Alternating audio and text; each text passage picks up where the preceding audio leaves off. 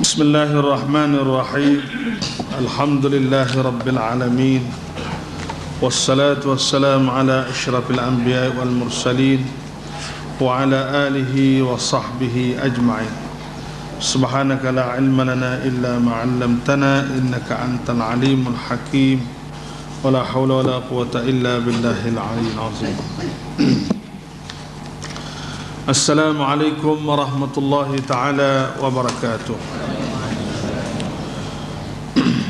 Saudara-saudari sekalian, pertama-tama kita mengucap syukur kepada Allah Subhanahu wa taala dengan kesyukuran yang tidak terhingga banyaknya di atas segala limpahan nikmatnya dan rahmatnya kepada kita semua, khususnya nikmat Islam yang kita miliki ini.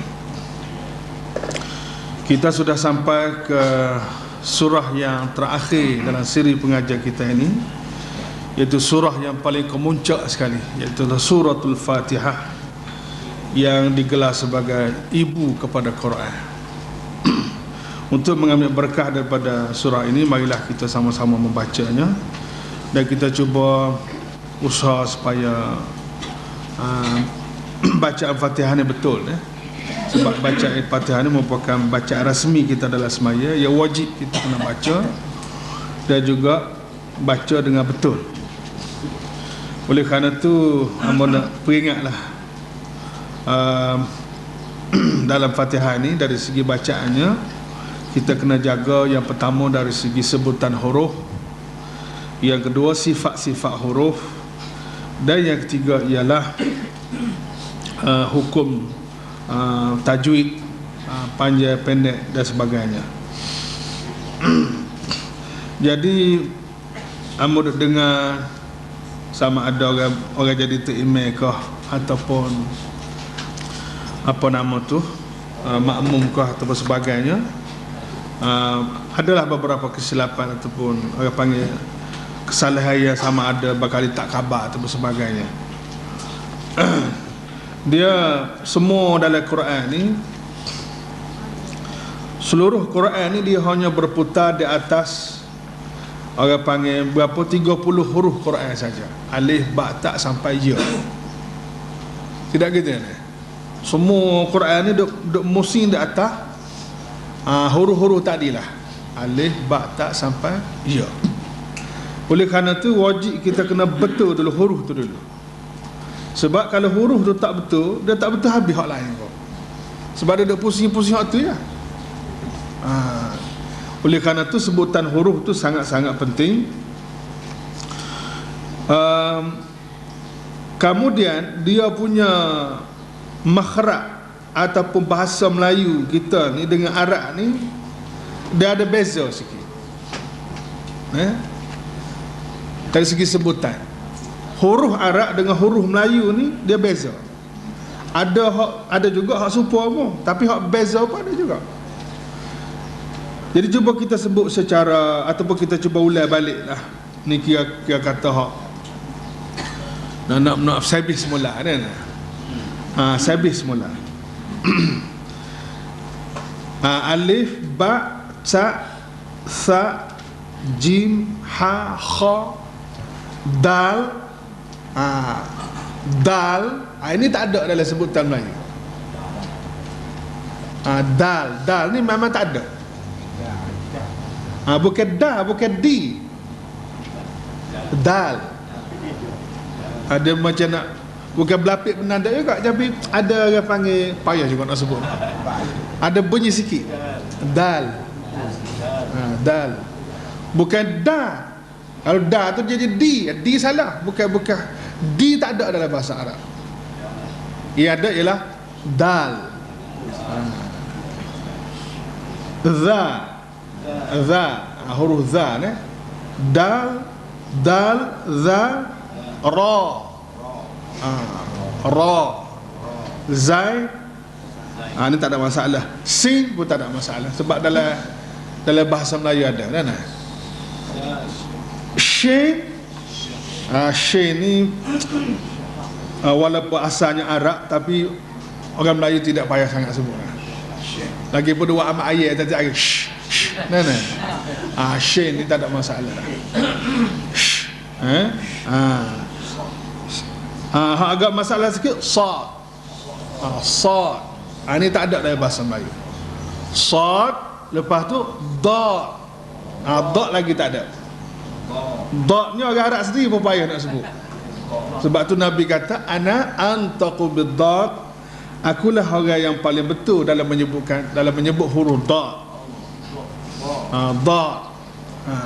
Tak apalah kalau tak betul semua pun. Jangan bertukar sudahlah. Sad, dad, ta. Ta, za, ain. Ain. Jadi satu lagi yang mau nak sebut, dia Melayu ni dia betul ain tu jadi tak sapa, tak cukup garai. Jadi tak sapa, ataupun kadang-kadang lebih garai pada juga. Ain. Dia ada bertukar dengan alif.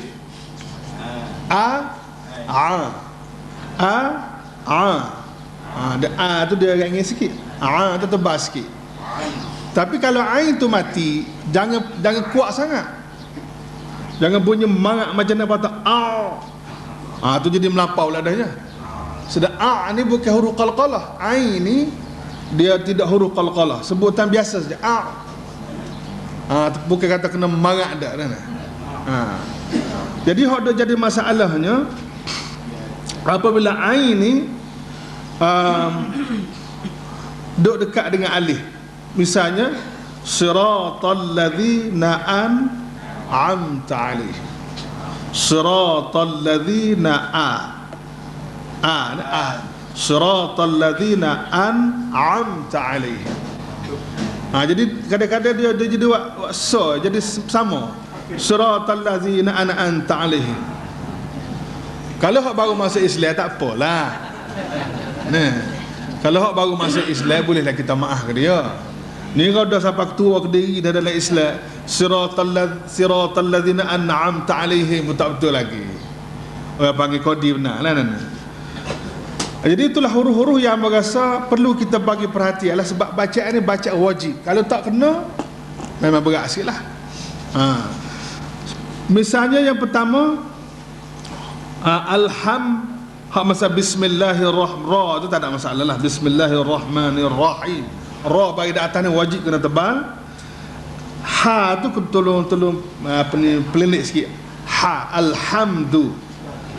Da tu pun serupa juga. Alhamdulillah. Du biar jangan di. Dia begini je supaya mudah sebut semua. Kita ni tidak orang Arab ni kita tak terasa sangat sebutan tu salah dan betul kan. Tapi kita kalau orang Arab kecek Melayu, kita boleh tegur lah bahawa makhraj Melayu ni tak betul. Dah gitu kan? Katalah orang Arab dia kecek Melayu dengan makhraj Arab. Kita terasa zauk Melayu, rasa Melayu tu kita boleh cakap tak betul ni lagu ni. Misalnya orang Arab kecek Melayu lagu mana?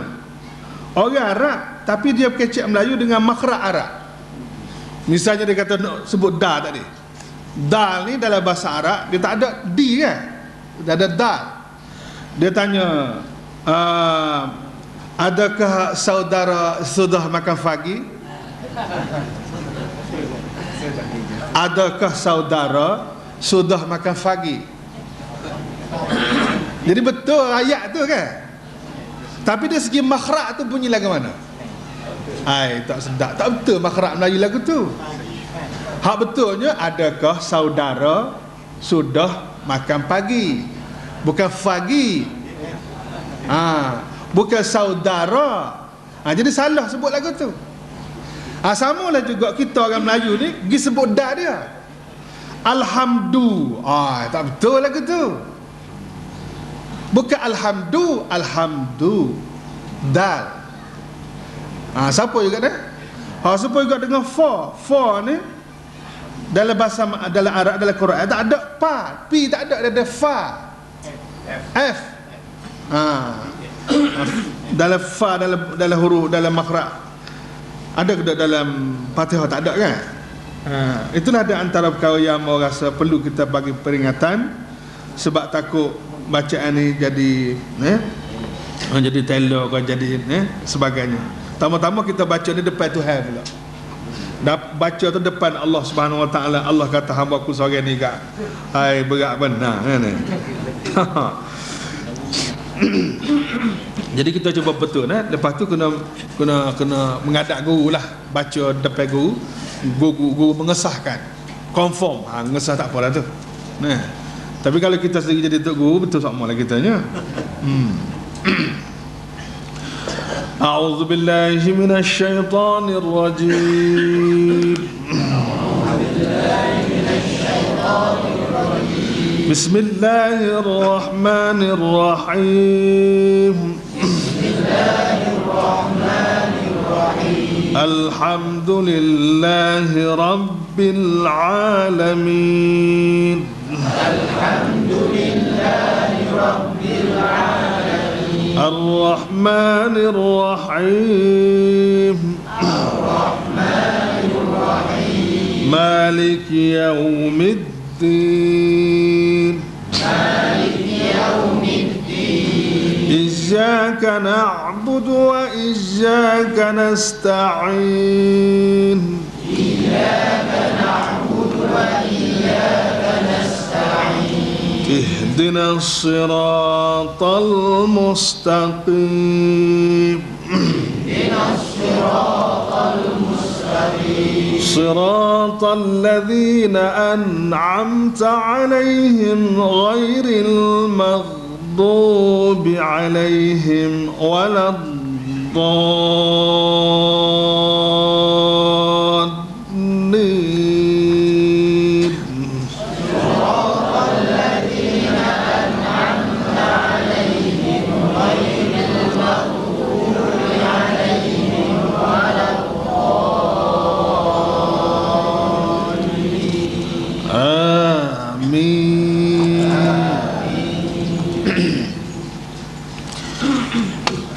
Satu lagi yang merasa perlu diberi peringatan ialah berkenaan dengan sistem wakaf.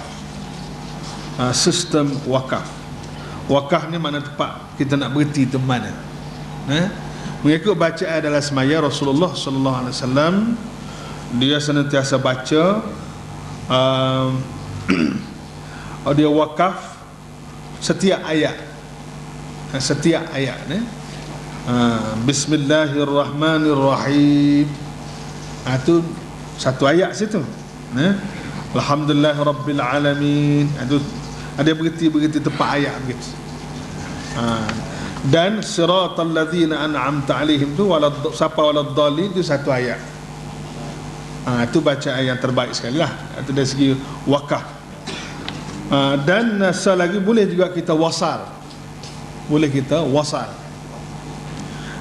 Wasal ni ialah lagu mana? Kita ada wasal, dia berhenti berapa kali kalau kita nak wasal. Kalau kita nak wasal, kita boleh berhenti Bismillahirrahmanirrahim. Alhamdulillahi rabbil alamin. Ar-Rahmanirrahim. Maliki yaumiddin. Situ sekali. Iyyaka na'budu wa iyyaka nasta'in. Berhenti dulu situ. Ihdinas siratal mustaqim. Lepas tu teruskan. Kalau kita nak wasal dah ada berapa lagi lah kaedah-kaedah, banyak lagi kaedah-kaedah mengenai wasal ni. Cuma ada juga setengah-setengah tu email yang dia guna sekaligus pun ada juga tapi tidaklah salah. Masa jenis nafas panjang tu nak buat sekaligus pun tak ada masalah. Tidaklah kata satu kesalahan.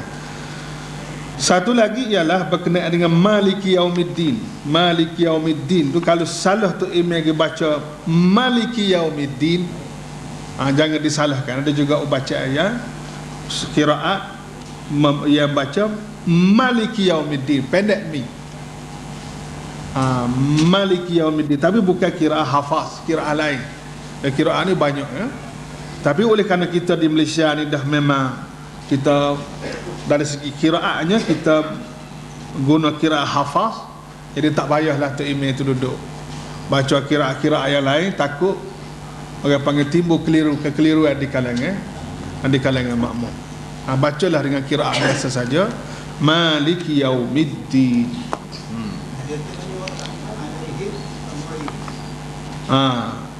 Di wakaf mana? Siratal ladzina an'amta alaihim. Di situ. Kalau kerana kita ada nafas kan? Tak ada nafas, tak ada arah lah. Jadi kalau wakaf situ pun dari segi makna tidak, orang panggil tidak rusak maknanya. Tapi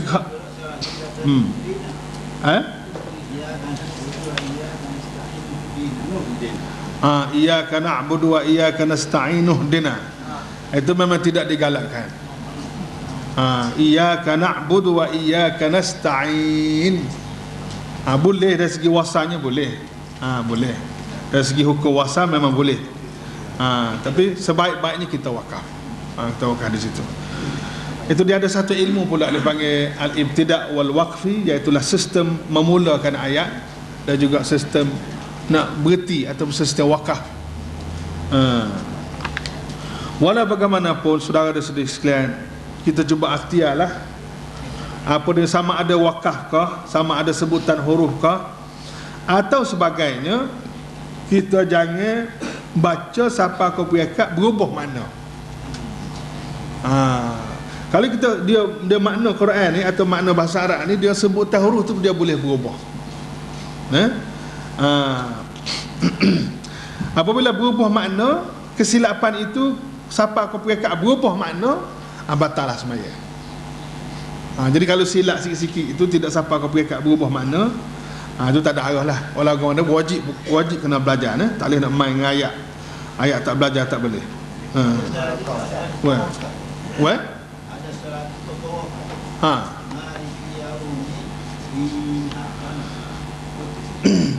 Dia apa nama tu, apabila kita wakaf, maksud wakaf ni mana kita berhenti dengan menghentikan nafas kita yang baru. Apa ni? Maliki yaumiddin. Habis dengan nafas-nafasnya sekali. Jadi kalau apa nama tu, jangan dia ada dua istilah. Pertama wakaf, yang kedua saktah. Jadi kalau kita baca tu tidak wakaf, ni berhenti, seolah-olahnya berhenti, dia jadi saktah. Jadi kalau kita buat saktah seolah-olah berhenti, tempat tidak berhenti, itu satu kesalahan juga. Sebab saktah ni ada tempat-tempat yang tertentu saja. Jangan disaktahkan tempat yang tidak saktah. Jadi sudah sekali itulah sikit sebanyak berkenaan dengan peringatan-peringatan, dan merasa kita cuba ikhtiar lagi lah baca ayat wajib ini dibaiki dan dipulih, jangan delak dengan adab ya. Kalau tak email baca ni kita rasa tak betul, wajib kita ikut dia. Contohnya gini, iyyaka na'budu wa iyyaka na'budu, bukan kana na'budu. Jadi untuk email lagu ni kalau kita tipu dia marah. Jadi kita pun tak tahu dalam dia pergi masjid lain.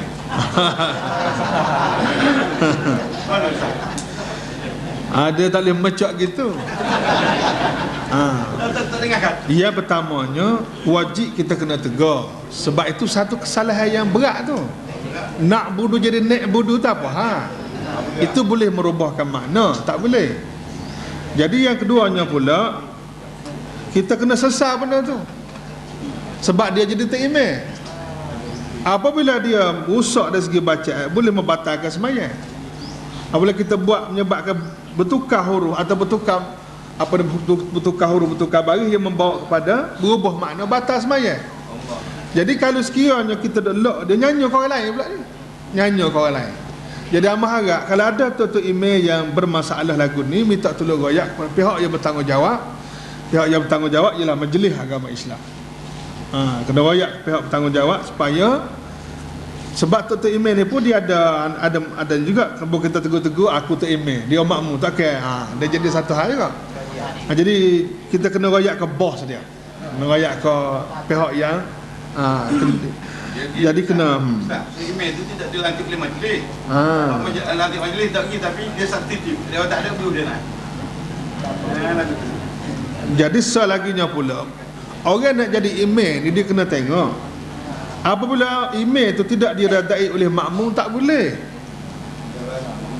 Kita kena tengok juga aku ni makmum redha ke aku jadi tok imam ni. Jadi kalau makmum tidak redha, tak boleh jadi tok imam. Jadi satu kesalahan pula. Jadi kita orang tak suka dah kita nak jadi tok imam pula. Tak boleh, tu satu kesalahan pula. Sebab orang lain juga bertanggungjawab terhadap sembahyang dia. Jadi kena ikhtiar lah. Apabila lagi pun sebaik-baiknya apabila orang tegur kena ambil inisiatif, kena respon lah supaya benda tu tidak berat kan. Betul lah insya-Allah. Walau bagaimanapun kalau kesalahan-kesalahan tu orang panggil kesalahan tidak sampai ke peringkat parah, sampai ke peringkat berubah makna dan sebagainya, itu setakat berdosa lah. Tidak sampai ke peringkat batas mayat. Itu kena tengok keadaan. Muqaddimah surah Al-Fatihah. Surah ini sebagaimana biasa dinamakan Al-Fatihah. Apa makna Al-Fatihah? Al-Fatihah ni bermakna pembuka atau yang mula-mula. Pembuka ataupun yang mula-mula. Daripada sinilah orang Melayu kita ni kalau nak buka majlis apa begitu begini, dia buka dengan Al-Fatihah.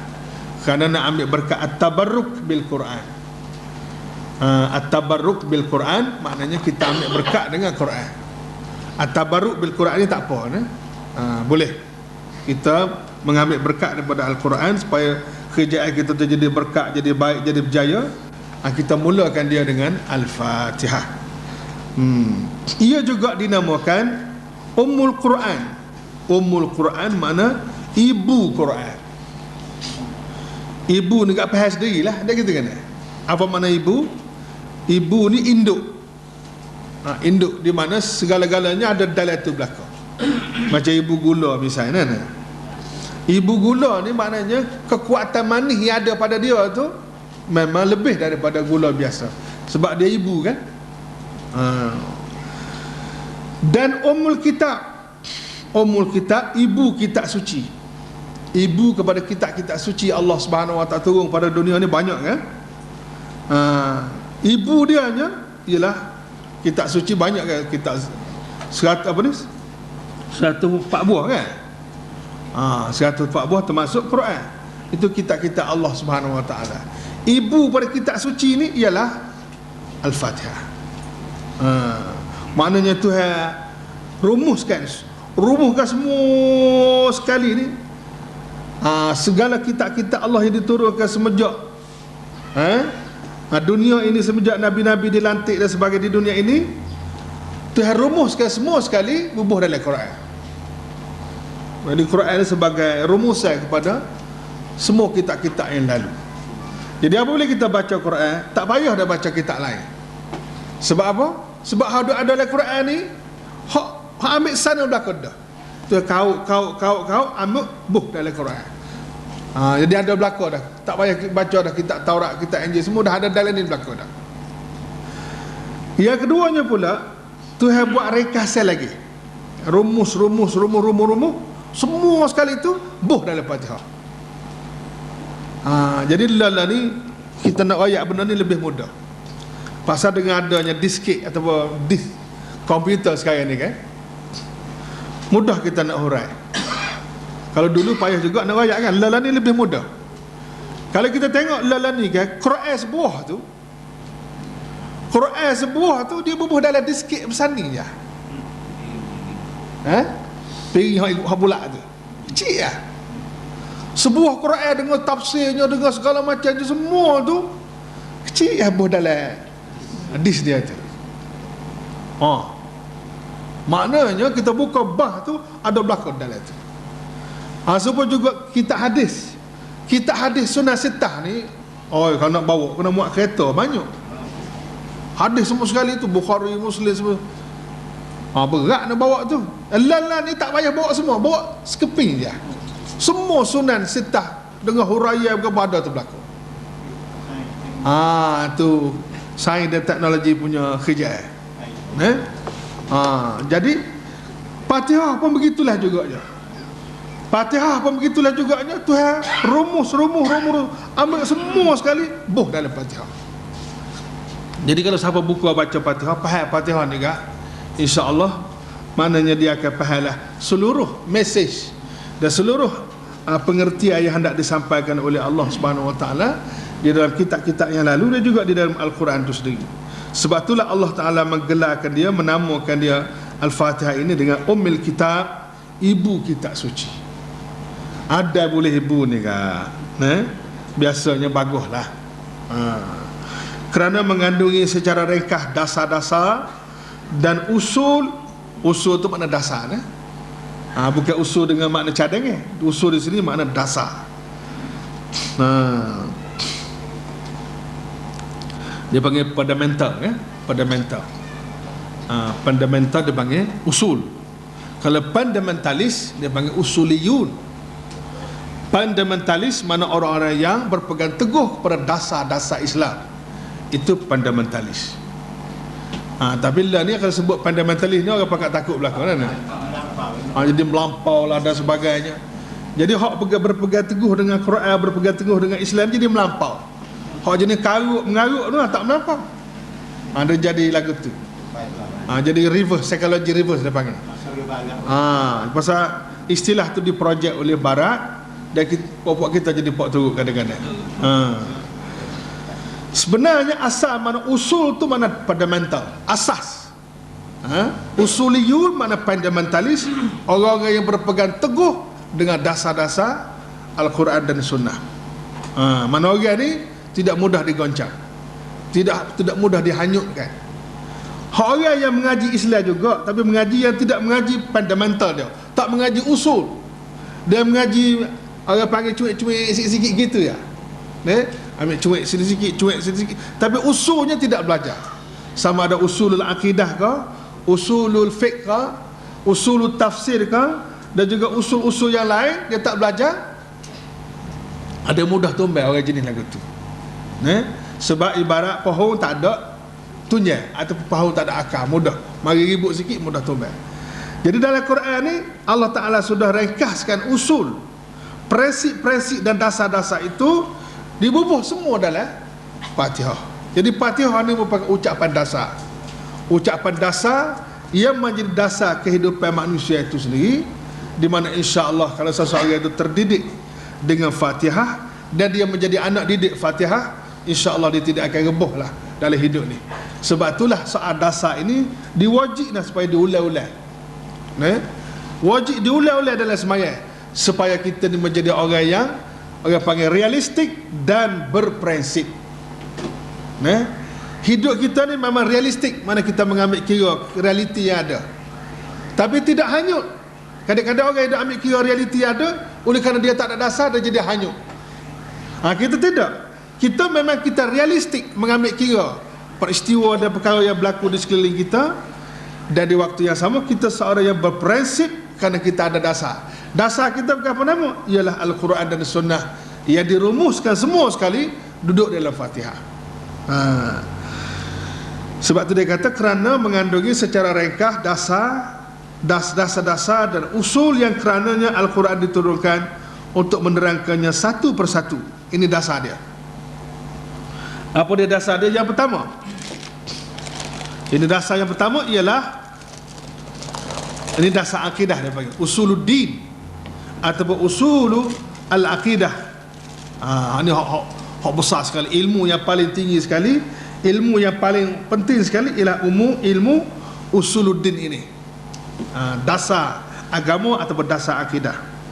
Yang pertama menetapkan wujudnya Allah Azza wa Jalla. Hak ni hak asas sekali lah. Sebab Allah itulah dasar kepada segala-galanya. Dan semua makhluk ni dan semua yang ada atas bumi ni semua berpunca dan bermula daripada Allah belakangnya.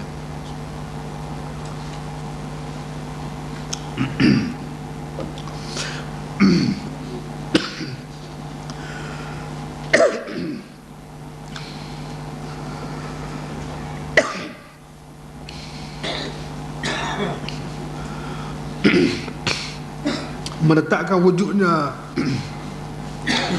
Allah Azza wa Jalla yang mencipta seluruh alam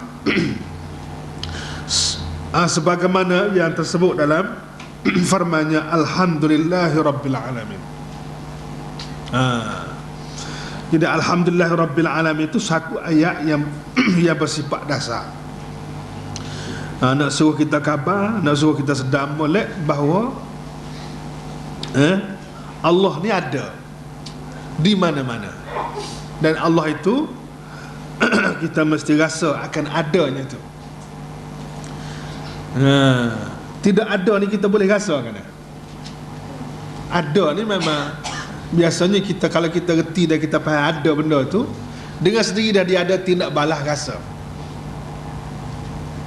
Misalnya kita dapat maklumat dan kita dapat dapat berita mengatakan dalam sungai ni ada buaya. Apabila kita sudah dapat maklumat mengatakan bahawa dalam sungai ni ada buaya, tindak balas perasaan kita, reaksi kita masa tu lagu mana? Mesti dia ada tindak balas perasaan, kerana kita reti dan kita faham dan kita yakin bahawa dalam sungai ni ada buaya. Yang pertamanya, kita terasa takut. Jangan tebing, sungai ni ada buaya, dia kata kan? Yang keduanya pula, kita akan tak buat benda-benda yang orang panggil buaya marah. Orang tua-tua kata buaya marah ni kau basuh kelambu. Betul ke tak tahu tu orang tua kata kan. Dengan sendiri dah kita tak berani nak buat benda-benda yang menyebabkan buaya tu marah. Dan juga ada lagi kesan-kesan yang lain, ataupun demikianlah juga adanya Allah ni. Sebab adanya Allah ni merupakan suatu hakikat ada yang menjadi punca kepada ada yang lain. Boleh faham tak? Sebab mudah ayat ada sama-sama kan. Ni soal dasar ni panjang dah sikit kan. Mudah ayat sama tak tahu ingat ke tak tahulah. Ini satu dasar yang kita kena faham molek. Kalau kita kira secara umum lah, kita mari ke dunia ni, kita reti selalu dua perkataan, iaitulah perkataan ada ataupun istilah ada dengan istilah tak ada. Tidak kita faham kan? Istilah ada dengan istilah tak ada ni kita faham, tak payah huraian panjang dah. Tak ada maknanya begini, ada maknanya begini. Jadi kita perhati segala yang ada atas dunia, termasuk diri kita sendiri. Dia bermula daripada ada ke bermula daripada tak ada?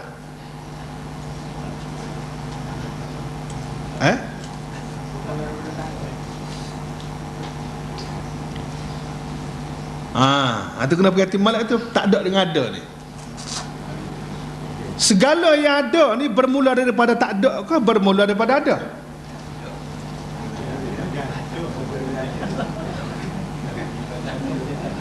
Nak test ni, nak ujian sikit.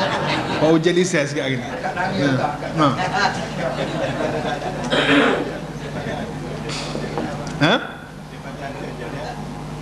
Jadi semua sekali lah, seluruh alam kita semua sekali ni bermula daripada tak ada ke bermula daripada, sebab kita mari ni ada dah kan.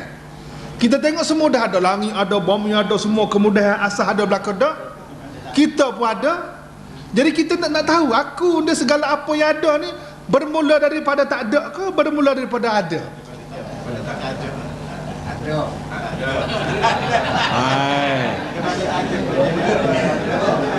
Mana jadi khilaf dah tu nana. Semua kata bermula daripada ada, bermula daripada tak ada. Baik. Jadi ada dengan tak ada ni, hak mana lebih berkuasa?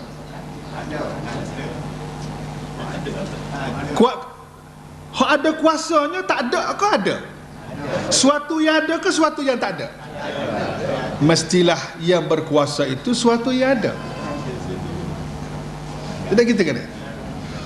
Tak ada, dia tak boleh buat kira dengan dia tak ada kuasa apa-apa sebab dia tak ada. Sebab dia tak ada. Oleh kerana itu, dalam akidah kita mengajar bahawa sesuatu yang ada ini bermula dengan sesuatu yang ada. Bermula dengan ada. Iaitulah Allah Subhanahu wa taala. Allah itulah yang ada, yang tak pernah berlaku tak ada dalam hidupnya. Itulah ada yang mutlak. Ia menjadi sumber kepada sesuatu yang ada yang lain, dan dialah yang mengadakan yang lain. Jadi kalau sekiranya kita ni bermula daripada tak ada, mana tak ada belaka, Tuhan pun tak ada, berapa pun tak ada belaka. Dia semua tak ada belaka. Tuhan pun tak ada, sebagaimana komunis kata tak ada belaka, Tuhan pun tak ada. Jadi mana tak wujud belaka. Jadi apabila begitu, dia akan jadi sesuatu makhluk itu sama dia sendiri, sama ada jadi dia sendiri ataupun terjadi dengan sendiri. Dia dua kemungkinan. Kalau segala-galanya tak ada, siapa Tuhan pun tak ada, dua kemungkinan akan berlaku. Yang pertama, dia jadi sendiri. Jadi sendiri ini mustahil, tak logik sikit abu, akal tak boleh terima. Nah, mana boleh jadi orang sendiri? Sebagaimana yang puak-puak etis di zaman Abu Hanifah, dia kata makhluk ni ada dengan sendiri. Maka berlakulah berhujah pada masa itu dengan ulama-ulama yang besar, hingga sampai dia cabar ulama ni. Puak-puak etis dia cerdik, dia logik tinggi kan. Hingga sampai dia cabar Abu Hanifah, nak berdebat dengan Abu Hanifah pada masa itu. Masalah Tuhan ni ada ke tak ada. Kemudian dia pergi ke rumah Abu Hanifah, grup dia ni. Siapa ke rumah Imam Abu Hanifah, seorang ulama besar pada masa itu. Dia mencabar nak bicara ada tak ada Tuhan ni. Kemudian siapa ke rumah Abu Hanifah, Abu Hanifah kata, minta maaf lah, saya duk sibuk hari ni, tak boleh nak berdebat, tak boleh nak bahas, kata dia. Saya sibuk berdoa hari ni. Dia tanya lagi, puak-puak ni tanya, sibuk berapa lama? Sebab saya duk tengah mikir. Saya duk tengah fikir, duk tengah buat kajian, duk tengah buat penelitian satu suara yang sangat pelik, iaitulah pohon kayu besar dengan sendiri tumbai pohon kayu besar ni. Kemudian pohon kayu besar ni ngongek jadi perahu dengan sendiri. Pohon kayu besar tu jadi perahu dengan sendiri. Lepas tu perahu tu pula bergelosor turun ke laut sendiri, dengan tak ada orang tolak pun. Dia gelosor setelah daripada pohon kayu jadi ke perahu dengan sendiri. Lepas tu perahu tu pula gelosor turun ke laut sendiri. Lepas tu jalan dengan sendiri. Hak ni saya tengah fikir, tak boleh nak gini. Pasal apa ni? Sibuk ni nak tengah fikir ni. Kata Ketua Guru Abu Hanifah. Jadi puak-puak etis ni kata, oh tak logik sikit, habuk, kata dia.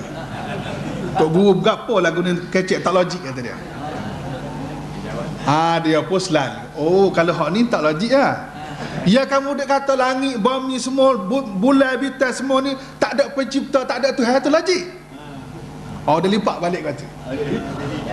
Dia lipat balik kata. Jadi aku kata pohon kayu jadi dengan sendiri, lepas tu jadi perahu dengan sendiri, tak logik. Yang muda kata langit, bumi semua ni jadi dengan sendiri, tak ada Tuhan, tak ada pencipta, logik. Pakai habis Siti lah. Pakai habis Siti. Tak kena kecek banyak dah. Jadi akhir sekali puak-puak etis ni masuk Islam dan mengakulah kebenaran Islam ini, dan akhirnya jadi anak murid setia kepada Abu Hanifah. Sikit ya, dia repih berala dia tu, habis cerita. Dia berala tu dia jadi penuh pemikiran manusia ni. Falsafah tu, falsafah karut tu. Dia tu zaman tu berala jenis lagu tu, berala zaman ni lagu ni pula. Berala tempat orang duk memoja, tempat duk memoja pemikiran ke ideologi ke apa ke. Kemudian apa nama tu? Jadi asas silah kita ni ialah bermula daripada ada, bukan daripada tak ada ni. Ada yang mutlak itu ialah Allah Subhanahu Wa Taala. Itu dia panggil wujudun hakikiyun, kewujudan wujud yang hakiki. Wujud yang hakiki waktu dia panggil. Jadi kita ni ada juga. Kita ni ada sebagai idafi, bukannya hakiki, bukannya zati. Zati ni hak mutlak, ada hak mutlak yang tak perlu pada orang lain. Adapun idafi ni ada juga, ada dalam bentuk kita bergantung pada orang lain. Itu dia panggil wujud yang tidak hakiki tetapi yang idafi, yang bergantung pada orang lain. Sebagaimana cahaya bulan, dia bergantung pada cahaya matahari. Tidak kita kan? Bulan tu sendiri dia tidak cerah. Cerahnya tu kerana adanya cahaya matahari ke pancar ke dia. Tapi cahaya matahari itu dia cerah sendiri dia, sebab dia apa? Sebab dia ada orang panggil supaya juga makhluk Allah dengan Allah ni. Jadi hak makhluk ni bergantung kepada Allah. Jadi saudara dan saudara sekalian, kalau kita nak rekah ceritanya, dalam hidup kita ni ada dua saja. Yang pertama Allah, yang kedua makhluk Allah. Dua tu yang tak ada lalu. Tak ada dah yang ketiga. Lain pada Allah kan? Makhluk Allah lah. Jadi tak kiralah Allah yang maha besar, Allah yang maha hebat, Allah yang maha segala-gala. Satu tak ada lalu. Kita tak kenal bagi dia nak lah.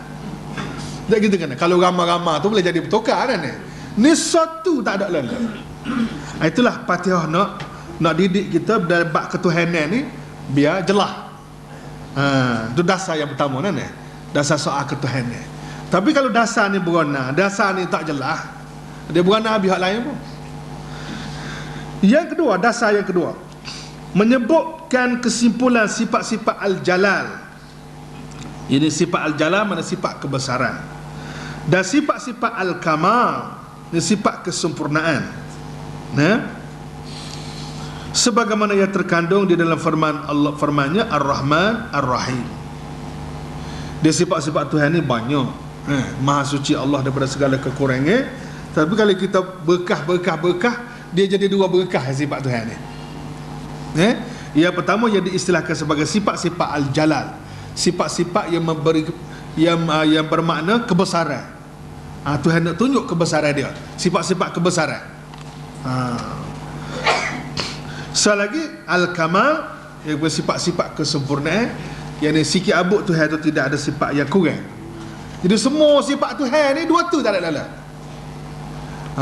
Tu mudah kan rekah cerita. Dan realitinya kita boleh tengok lah. Realitinya, buktinya kita boleh tengok dari segi hasil kerja. Hasil kerja Allah Subhanahu Wa Taala ni adalah hasil daripada sifat al-kamal, sifat al-jalal dan sifat al-kamal. Kita boleh faham sendirilah, tak pernah mengaji tinggi dah. Kalau setara langit itu setara tu hasil kerja Tuhan. Bumi ni setara ni, laut, darat, tumbuh-tumbuhan dan sebagainya, itulah hasil kerja Tuhan. Kita boleh faham sendirilah Allah tu setara mana. Kita kena Allah tu setara mana dari segi ilmunya, dari segi kehebatannya, dari segi kepandaiannya, kemahirannya. Kita faham sendiri, tak kena syarah banyak dah. Yang ketiga, dasar yang ketiga dalam Fatihah ni menyatakan kepada manusia akan hari yang padanya kelak akan menerima balasan amalnya. Sebagaimana tersebut dalam firman-Nya Malik Yaumiddin, supaya seseorang itu tidak menumpukan usahanya kepada mencari nikmat hidup dunia dan kelazatannya semata-mata. Ini lagi satu akidah dan satu dasar pendidikan yang sangat penting, iaitulah pendidikan berkenaan kita ni tak sudah sini. Kita ni tak sudah sini, tapi kita ada menyudahnya di lain. Menyudah tu di satu tempat, iaitu Tuhan namakan dia sebagai akhirat. Akhirat tu bahasa Arab. Akhirat tu bahasa Arab. Akhir lah, akhir. Diambil daripada akhir. Dan akhirat ni maknanya tempat hak akhir sekali. Tempat hak nyudah. Maknanya kita ni tak sudah sini. Kok mana-mana pun tak sudah sini. Sebab tu kemarin ambo dalam perbahasan bajet hari Khamis kemarin memperingatkan kepada kerajaan bahawa bajet yang dibentang ini tak sudah sini. Berbilion-bilion yang kita guna harta dan duit negara dan duit rakyat ini tidak hanya berakhir di sini. Dia akan sudah di mahkamah Allah Subhanahu Wa Taala nanti. Setiap sen yang kita belanja akan disoal dan dipertanggungjawab di akhirat nanti. Itu di antara mesej yang kita sampaikan kepada dia punya pihak-pihak yang bertanggungjawab tentang belanjawan negara. Tak sudah sini. Jadi abang harap insya-Allah kerajaan sendiri dia juga pegawai-pegawai tinggi kerajaan dan juga orang terlibat dengan belanjawan ni, dia pun reti takut juga kan. Dan semua manusia ni dia nak senang, dia tak susah. Nak akan susah tak nak wasah. Jadi benda-benda lagu ni lah sudah sekalian nak selesai. Masalah rasuah kau, penyelewengnya kau, berapa semua sekali nak selesai dengan undang-undang tak boleh kira. Undang-undang memang kena ada, tapi tak padan dengan undang-undang saja. Kita ni ada dua undang-undang dalam hidup. Undang-undang yang tertinggi sekali namanya agama. Itu undang-undang yang tertinggi sekali. Undang-undang yang kedua hak sayap kiri ialah undang-undang negara. Tapi kalau duk main sayap kiri saja, sayap kanan tak guna, tak lagi, dia kena dua-dua sayap tu kena sama naik. Jadi penyelewengan yang duk berlaku tu kerana manusia ni dia tak ingat bahawa dia seksa akan sudah dengan syurga ataupun neraka. Kalau dia reti bab tu, Allah, selamatlah dunia ni. Sebab itulah dalam Quran duk tekan sangat Maliki Yaumiddin. Tiap-tiap hari dia sebut dia ni. Tapi sayangnya hak jom baca tu tak ambil perhatian. Itu masalahnya. Masalah lah. Itu dasar yang ketiga. Dasar yang keempat Dasar yang keempat menerangkan tugas yang kerananya manusia dijadikan oleh Allah Subhanahu Wa Taala. Ini dia panggil tugas asasi, tugas tabi'i. Tugas yang utama yang perlu diutamakan, dan tugas yang mengatasi segala senarai tugas-tugas yang lain. Iaitulah tugas yang kita sudah buat aku janji. Yang sudah kita buat aku janji dengan Allah Subhanahu Wa Taala, bukan dalam sehari dua ni, tapi di alam roh lagi. Kamu dah dipertegahkan semula dengan aku janji yang baru di dunia ini dengan iyyaka na'budu wa iyyaka nasta'in. Itu aku janji tu. Itu aku janji tu. Ikrar kita dengan Allah. Itu tugas kita. Sebab ibadat iyyaka na'budu hanya engkau sajalah yang kami abdikan diri, yang kami sanggup buat apa saja sebagai hamba. Kami ni sebagai hamba. Kalau sebut hamba, kan ikutlah nak suruh berapa pun. Muka kita hamba, bukan tokek kan? Kita koli, bukannya tokek. Sifat koli ni dia kena ikut apa yang dia suruh oleh tokeknya. Itu dalam bab pekerjaan, dalam bab hak kita depan hari-hari, hak dengar Tuhan lebih-lebih lagi lah. Sebab ibadat itu dengan segala jenisnya tak dapat tidak diperlukan oleh manusia. Apa tu? Manusia perlu kepada ibadat ni. Sama ada ibadat khusus seperti sembahyang puasa, atau ibadat umum dalam arti buat hak Tuhan suruh, tinggal hak Tuhan larang dalam segala bidang kehidupan. Apa manusia kena hidup lagu tu? Kerana ia menghidupkan iman. Kita setia kepada Allah dan setia kepada perintah Allah ni, dengan sendiri barulah iman itu boleh jadi hidup. Kalau tidak, iman akan jadi bankrupt. Menyihatkan tubuh badan, dari segi kesihatan pun begitu. Terutama semaya, puasa, zakat, haji ni, dia boleh menyihatkan tubuh badan kita. Dan disebut oleh seorang pakar, apa nama tu, pakar ilmu apa nama tu, orang panggil riadah ni, pakar ilmu riadah, dia kata apabila dia buat kajian, dia buat perbandingan semua ilmu riadah atas dunia ni, maka riadah dan exercise yang terbaik sekali, ini pakar daripada Jerman kalau tak salah ingat, dia kata segala pergerakan yang ada dalam sokar ke, pergerakan dalam riadah ataupun dalam orang panggil exercise jasmani dan semua sekali itu, pergerakan yang paling halus dan paling baik sekali dan paling teratur ialah pergerakan dalam sembahyang. Subhanallah. Itu dia tengok dari segi susunan pergerakan itu. Subhanallah. Bukan kerja Tuhan juga. Dan masih teringat seorang pakar kapal terbang supersonik Amerika. Supersonik, kapal terbang laju tu. Mereka dia lajunya dia sampai lebih laju daripada suara lagi. Kapal terbang perang. Dia ni di antara orang yang terlibat dengan latihan apa nama tu, juruterbang supersonik Amerika ni. Jadi juruterbang supersonik ni menghadapi satu masalah tekanan darah. Oleh kerana laju sangat dia punya pergerakan kapal terbang ni menyebabkan darah tak naik ke kepala. Tak tahulah lagu mana dari segi fizik punya sistemnya. Darah menyebabkan juruterbang ni naik jadi bengong, nak gila dan sebagainya. Jadi lagu tu tak cukup bekalan darah, tak naik kotak. Jadi dialah di antara orang yang diberi tanggungjawab oleh negara Amerika sebagai pakar untuk buat pemulihan. Sebab dia ni doktor ni, buat pemulihan supaya otak tu jangan jadi rosak. Maka di antara latihan dia kena petungging. Tungging kepala lah ke bawah, kaki nak ke atas, supaya darah tu turun ke bawah. Jadi apabila begitu, dia mari ke Kelantan. Ni lama dah cerita ni. Mari ke Kelantan, kebetulannya ada anak murid dia belajar di barat dulu, duduk di sini. Dia kebetulannya dia tidur rumah kawan tu. Dia ni Kristian. Tidur rumah kawan tu, maka dia tengoklah bagaimana keluarga sahabat Amor ni bangun semaya subuhnya dengan semayanya, rokok sujudnya. Dia tengoklah, duk perhati. Maka dia akhir sekali dia cerita, rekah ceritanya, dia kata memang bagus. Semaya ni memang cukup baik, dia kata. Kamu orang Islam pagi-pagi lagi sudah buat satu exercise yang terbaik sekali, iaitulah dengan rokok dan sujud.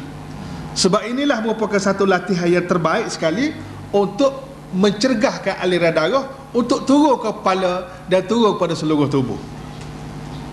Dengan rokok, sujud dan sebagainya itu. Sebab itulah orang tak sembahyang subuh dengan orang sembahyang subuh ni lain kepala dia. Kepala dia tu lain. Hak tak sembahyang subuh ni bakal darah tak sampai ke kepala kan. Tu berana tu. Kalau dia pergi ke pejabat berberana. Kita tak cukup bakalan darah.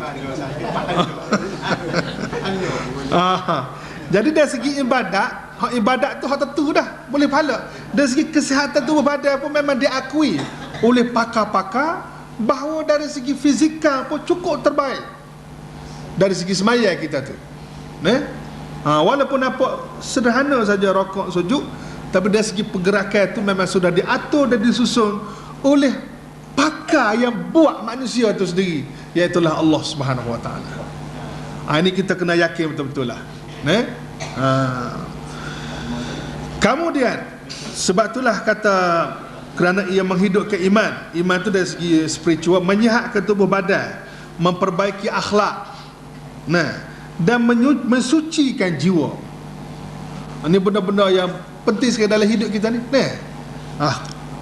Dengan iman yang hidup, tubuh badan yang sihat, akhlak yang baik dan jiwa yang suci, berhasillah kebahagiaan manusia, kebahagiaan perseorangan dan kebahagiaan orang-orang yang sejenis dengannya. Itu dasar yang keempat yang ada dalam iyyaka na'budu. Allah subhanallah ni.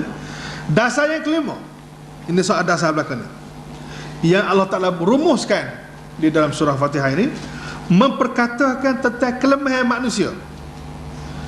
Manusia ni memang makhluk yang lemah. Kena khabar kata kita ni lemah, bahawa ia tidak akan dapat melakukan sesuatu pun melainkan dengan pertolongan Allah dan dengan izinnya. Cuma Allah Ta'ala buat pertolongan dia, menyampaikan pertolongan manusia melalui satu sistem. Orang panggil Tuhan menyediakan pertolongan dia ni melalui satu sistem.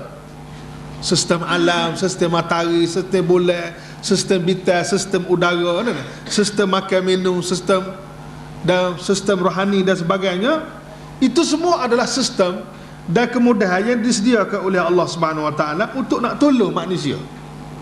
Sebab manusia tak akan boleh hidup kalau tak ada pertolongan Allah dalam berbagai-bagai sistem itu, yang kita panggil sains dan teknologi itu.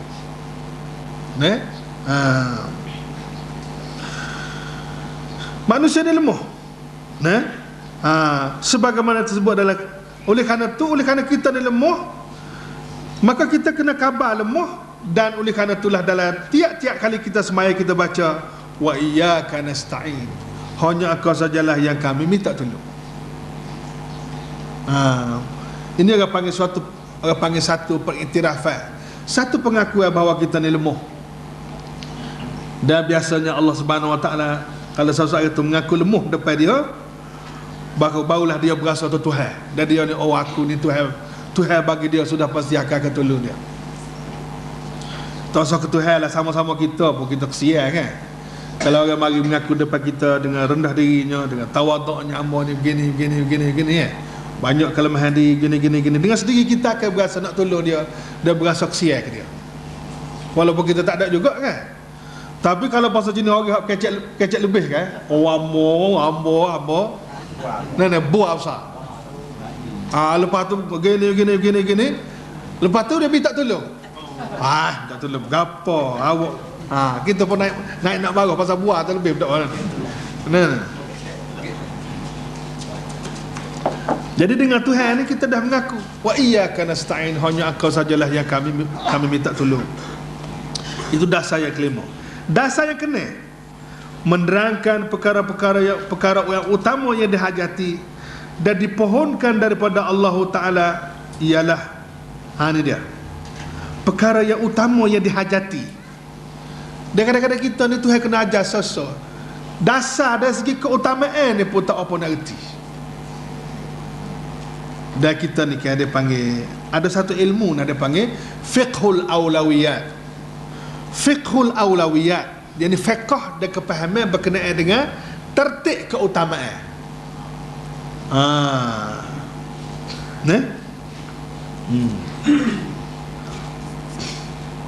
Dia dalam hidup kita ni, dia ada berapa model ayat dah sebelum pada ni. Dari segi pengurusan masa, pengurusan kerja ni, kita dari segi ilmu pengurusan dia bagi pada 4. Dia bagi kepada 4. Yang pertama, perkara yang penting, utama dan segera. Perkara penting dan segera. Atau hak kelah nak mula-mula sekali. Penting, segera kena buat. Macam apabila dah masuk waktu sembahyang kan. Apabila sudah masuk waktu sembahyang, maka sembahyang itulah penting dan segera. Begitulah seterusnya. Yang kedua, perkara yang penting tapi tidaklah disegerakan sangat. Benda tu penting tapi banyak lagi masa, tak payah disegerakan. Ini boleh letak kelas 2. Kemudian ada perkara yang orang panggil segera tapi tak penting. Tu boleh kita tengoklah. Benda tu segera tapi tak penting sangat. Sebab anak nak teriak ye nak beli caklat dan sebagainya. Tak, kalau taknya beli ataupun tak layan dia, berat kita dibuatnya. Pasal budak ni dia ada satu kuasa, dia panggil kuasa teriak. Itu dia guna kuasa dia tu. Jadi tunjuk perasaan. Jadi pasal kita kena layan, benda tu tak penting sangat tapi segera pasal ni. Kalau tak layan dia, Allah nak kerja apa pun tak boleh kita. Supaya juga nak buat air, nak buat berapa ni, benda tak penting sangat benda tu. Tapi kalau tak layan dia, duk main merah muka-muka. Dasar lagi, benda tu tak penting, tak segera pun. Nombor 4, benda tu tak penting pun dan tak perlu disegera pun. Ni yang berasa kesian kau orang Melayu kita. Allah, habis masa banyak. Dia habis masa banyak dia pada perkara-perkara yang memang tidak penting dan tak segera apa. Tapi cara dia layan benda tu, Allah seolah-olah benda tu penting dan segera. Allah. Ni oleh kerana manusia ni tak erti nak letak keutamaan dia, maka Tuhan ajar hak utama mu kena bagi keutamaan yang penting dan segera, ialah menerang perkara yang utama dan dihajati, dan benda ni kena berkira dengan Tuhan. Kira dengan orang lain tak boleh. Yang dipohonkan daripada Allah ialah memperoleh hidayah, taufik ke jalan yang membawa kebahagiaan. Hak ni hak penting dan segera. Kena masuk dalam senarai keutamaan dan perlu diberi keutamaan segera. Kena letak di atas senarai keutamaan yang paling atas sekali. Dan cara melaluinya cara nak boleh hidayah tu sebagaimana disebut dalam firman-Nya, ihdinas siratal mustaqim, ya Allah tunjukkanlah kami ke jalan yang betul. Kerana telah sedia ada berbagai-bagai jalan yang akan ditempuh, dan cara-cara yang melaluinya pula banyak, berbilang-bilang dan berlain-lain. Disebabkan berlain-lainnya tabiat, adat dan hawa nafsu yang beraneka ragam. Jadi kita ni duduk dalam masyarakat majmuk, orang panggil. Kita di dunia ini kita duduk dalam masyarakat majmuk. Majmuk dari segi bangsa, majmuk dari segi agama, majmuk dari segi adat, majmuk. Memang dunia ni sendiri orang panggil masyarakat majmuk dah. Jadi Islam tak pelik lah.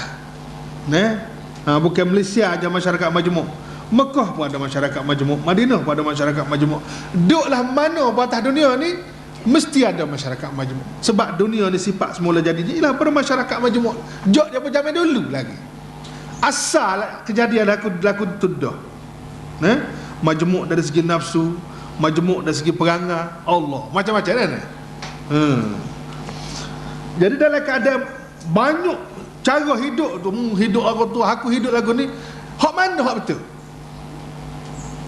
Itulah kita minta kepada Allah supaya tunjuk pada jalan hak betul hak mana. Sebab hak betul telah hak selamat, hak betul telah hak pakai kerja, hak betul telah hak yang diiktiraf oleh Allah.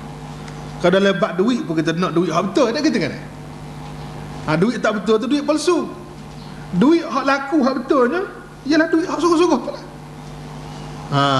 Sebab tu kita ada sebut ihdinas siratal mustaqim, ya Allah tunjuklah cara yang betul. Sebab kita ni dalam hidup ni berapa yang daripada saat, minit, jam, hari, minggu, bulan, tahun tu ya. Pusing.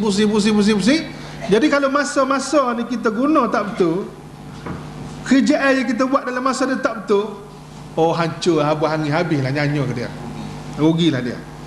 Sebab tu betul ni penting sangat. Betul ni penting. Dia kena ada orang panggil, dia panggil apa? Dia kena ada apa ni istilah dia, benchmark ke apa? Pak ukuran dia. Ukuran dia tu. Sebab semua orang pakat mengaku betul belaka. Jadi semua pakat mengaku betul. Hak mana ukurannya? Ia jadi asas pada betul tak betul tu. Standard dia tu. Kriteria dia tu. Komunis dia kata dia betul. Kapitalis dia kata dia betul. Semua pakat kata betul. Kita kena ada satu kriteria yang betul-betul. Kriteria dalam bab ni lah manusia tak boleh nak fikir. Tak siapa. Oleh kerana itulah Tuhan, kita minta Tuhan jadi hakim, ia menentu hak mana hak betul. Sebab itulah Tuhan kata al-haqqu mir rabbik. Hak betul, hak benar tu ialah apa yang daripada Tuhan kamu. Hak itulah hak betul. Hak lain pada tu, hak bercanggah dengan tu benda tak betul. Walaupun orang lain pakat kata betul belaka. Yang ketujuh, dasar yang ketujuh. Banyak dasar ni. Dasar yang ketujuh, mengarahkan manusia kepada memerhati dan memikirkan kisah-kisah umat-umat yang telah lalu. Sebab kita ni orang baru kan. Kita ni orang baru berbanding dengan orang lama hak dalam sejarah. Oleh kerana tu kita kena belajar daripada sejarah. Sebab sejarah-sejarah ni untuk guru besar kepada manusia. Kita tak boleh nak hidup sendirian tanpa sejarah. Sejarah ni pengalaman manusia, ia pernah hidup sebelum kita. Tak kata kan? Jadi diajak oleh Fatihah supaya kita ni juga tengok, fikir, ambil iktibar daripada orang yang dah hidup dah sebelum pada kita. Supaya apa? Supaya kita ni boleh ambil kebaikan-kebaikan daripada orang yang pernah ada pengalaman hidup sebelum pada kita. Dan di waktu yang sama kita jangan diulang, jangan mengulangi kelemahan-kelemahan, kesilapan-kesilapan yang pernah dilakukan oleh orang yang pernah hidup sebelum pada kita. Sebab orang yang paling bodoh atas dunia ni ialah orang yang mengulangi kesilapan yang sama yang dilakukan oleh orang zaman dulu. Benda ni benda dah silap, ternyata sudah silap. Pengalaman orang dulu buat pun dah silap, yakin dah silap, kita kena ulang pula dari zaman kita ni. Itu satu kebodohan namanya. Patut kita cuba mengelaklah daripada kesilapan itu. Itu dia, mengarah manusia supaya memerhati dan memikirkan kisah-kisah umat manusia yang telah lalu dan hal ehwalnya. Ini dia panggil sejarah, sejarah-sejarah ni untuk guru besar kepada manusia dan pendidik besar kepada manusia.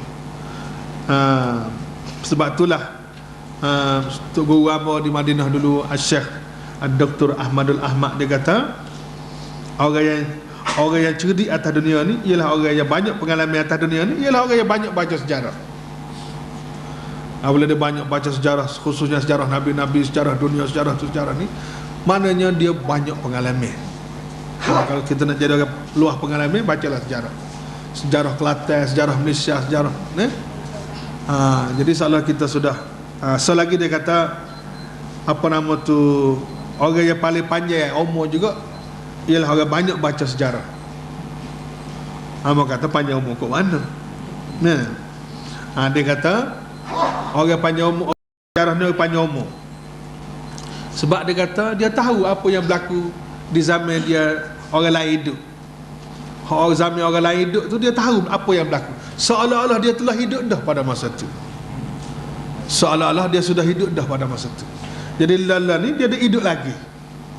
Jadi panjanglah umur dia ni. Kata dia.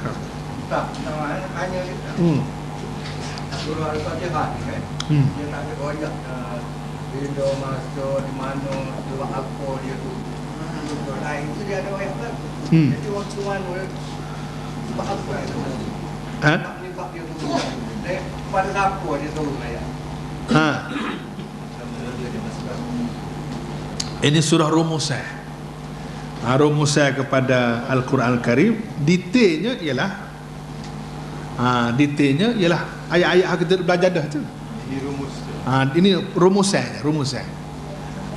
rumusan dia. Kesimpulan. Kalau kita pergi seminar dekat nak sudah tu, dia ada resolusi kan.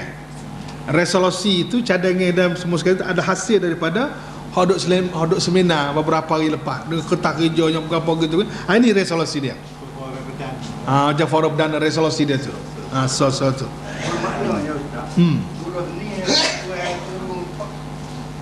Surah ni turun terus dah kepada surah ni turun terus khusus kepada Nabi kita Muhammad sallallahu alaihi wasallam dan tak pernah diturunkan kepada nabi-nabi sebelum pada ni. Dia turun terus pada Nabi kita tanpa ada peristiwa yang orang panggil peristiwa perang ke apa, tak ada lah. Surah dia turun Mekah lagi. Turun Mekah. Sebab semaya ni Mekah lagi kan. Semaya ni Mekah lagi. Tapi dari segi tertib tu dia tertib dalam Quran ni dia berbuah hawa sikit.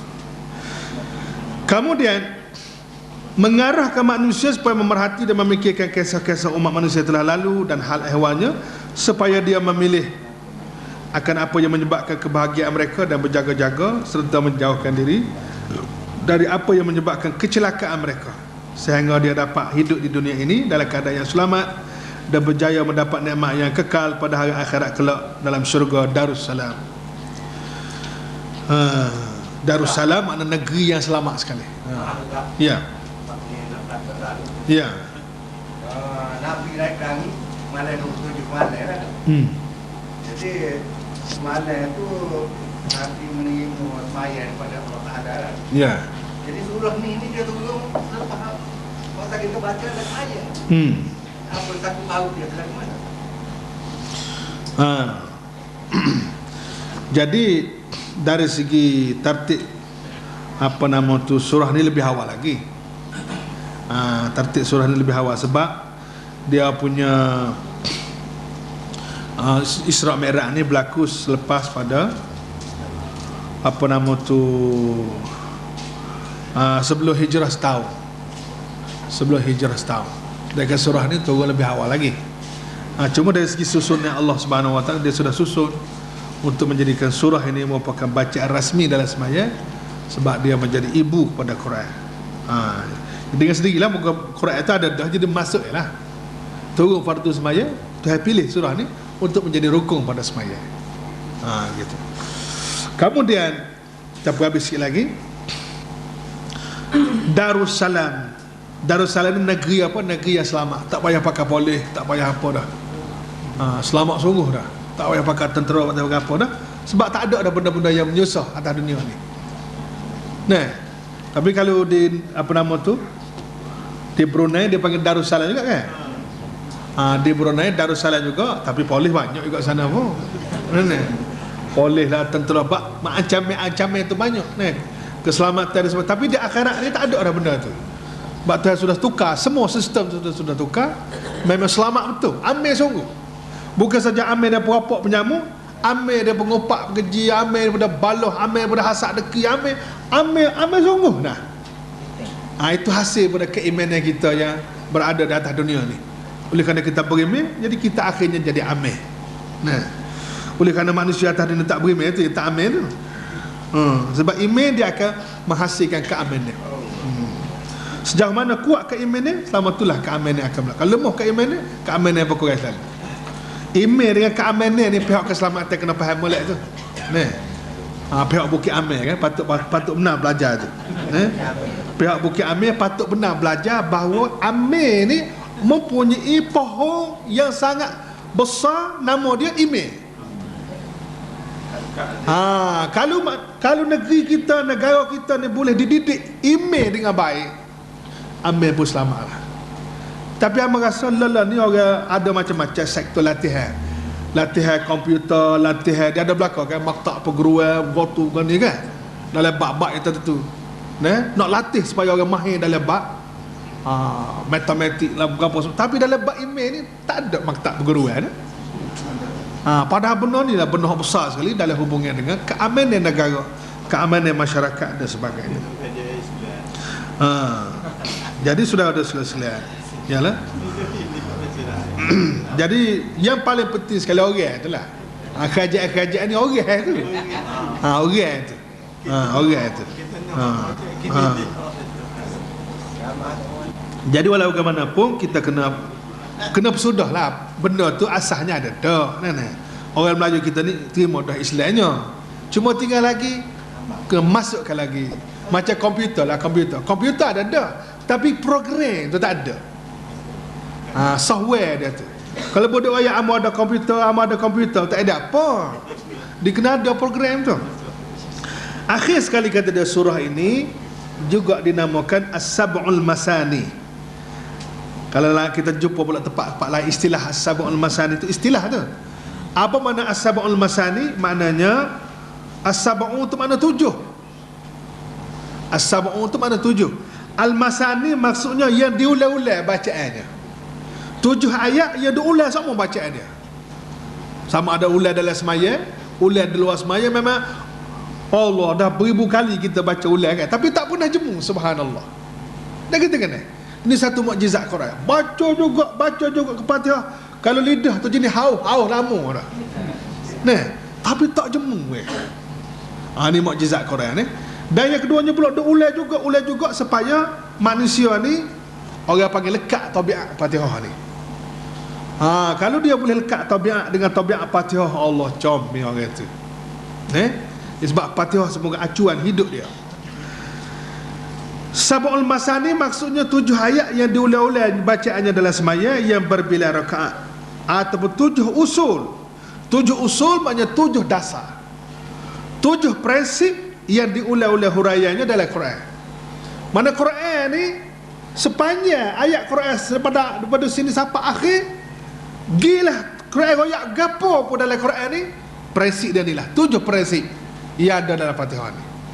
Mana Quran ni prinsip dia 7 lah.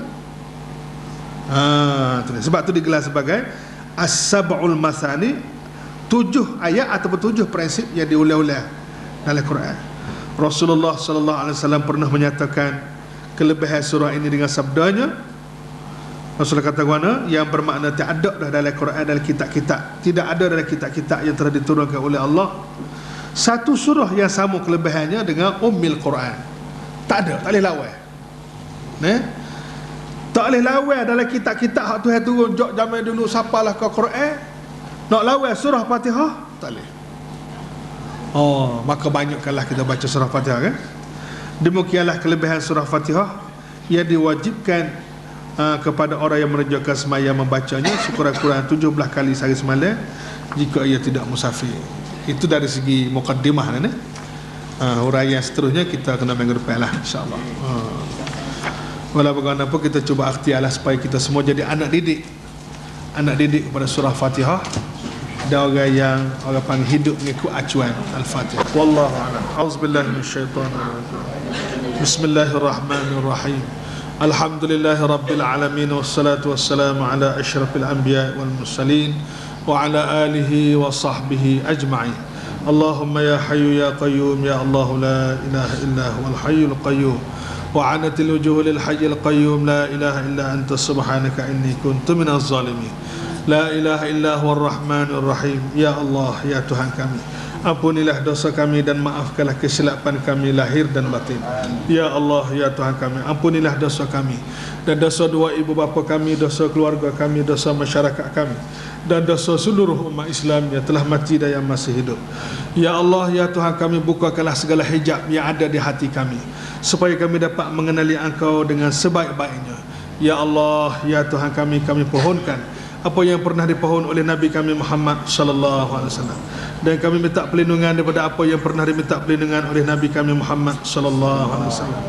Ya Allah, ya Tuhan kami, perlihatkanlah kepada kami yang benar itu benar dan supaya kami dapat mengikutinya, dan perlihatkanlah kepada kami yang salah itu salah dan supaya kami dapat menjauhinya. Ya Allah, ya Tuhan kami, berikanlah kekuatan taufik dan hidayah kepada kami supaya kami dapat mengatasi segala halangan nafsu kami, syaitan, manusia dan dunia. Ya Allah, berikanlah kepada kami ilmu yang memberi manfaat, iman yang mendalam, rezeki yang halal, anak yang soleh, keturunan yang baik, dan kehidupan yang penuh berkat. Ya Allah, ya Tuhan kami, jangan Engkau keluarkan kami dari dunia ini sehingga kami telah berjaya menunaikan tanggungjawab kami sebagai hamba Engkau dan khalifah Engkau di bumi ini. Hidupkanlah kami dengan iman dan matikanlah kami ini dengan iman. Selamatkanlah iman kami ya Allah daripada segala gangguan syaitan semasa kami menghembuskan nafas yang terakhir. Akhirilah hayat kami ya Allah dengan kalimah la ilaha illallah Muhammadur Rasulullah. Ya Allah, selamatkanlah kami semasa kami berada di dalam kubur. Jadikanlah kubur kami itu salah satu taman dari taman-taman syurga, dan jangan Engkau jadikan kubur kami itu salah satu lubang dari lubang-lubang neraka.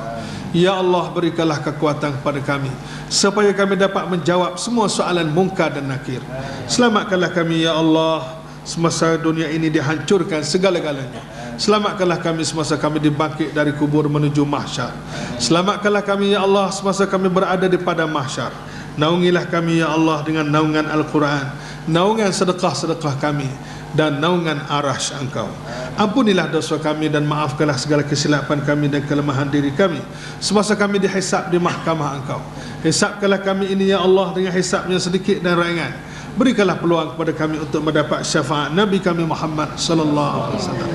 Ya Allah, ya Tuhan kami, ya Allah, ya Tuhan kami, jadikanlah kami ini hamba-Mu yang berjaya di dunia ini, berjaya di akhirat nanti, berjaya menerima keputusan amalan kami dengan tangan kanan, dan berjaya meminum air di kalam Nabi kami Muhammad sallallahu alaihi wasallam. Ya Allah, ya Tuhan kami, selamatkanlah kami semasa kami melalui titian sirat yang sangat menakutkan kami. Selamatkanlah kami ya Allah daripada neraka dan sebab-sebab yang membawa kami ke neraka. Ya Allah, masukkanlah kami ini ke dalam syurga Engkau dengan rahmat Engkau sebagaimana yang Engkau janjikan kepada kami. La haula wala quwata illa billahil aliyyil azim. Wa sallallahu ala sayyidina Muhammadin wa ala alihi wa sahbihi ajma'in. Walhamdulillahi rabbil alamin.